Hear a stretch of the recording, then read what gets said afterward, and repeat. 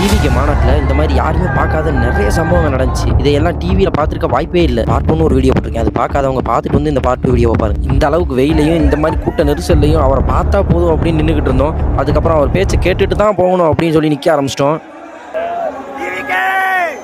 எங்கே கேட்க விட்றானுங்க, இந்த சத்தத்தில் அவர் பேசுறது கொஞ்சமாவது கேட்குதான்னு நீங்களே கேளுங்க. அவர் பேசுகிறத நான் பார்க்கலாம் பரவாயில்ல, நீ பாடுறா அப்படின்னு சொல்லி என் ஃப்ரெண்டு தான் தோளில் தூக்கி வச்சுருந்தான். பாருங்கள், அவன் தோளில் உட்காந்துட்டு தான் நான் வீடியோவே எடுத்துக்கிட்டு இருந்தேன்.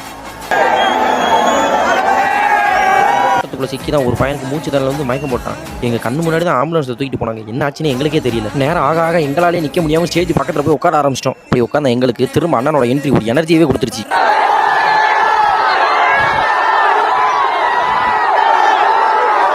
அண்ணன் பேசி முடிச்சதுமே அங்கே இருந்த மொத்த கூட்டமும் எக்ஸ்ட்ரா இருந்த வாட்டர் கேன்லாம் தூக்கிட்டு கிளம்ப ஆரம்பிச்சிட்டானுங்க.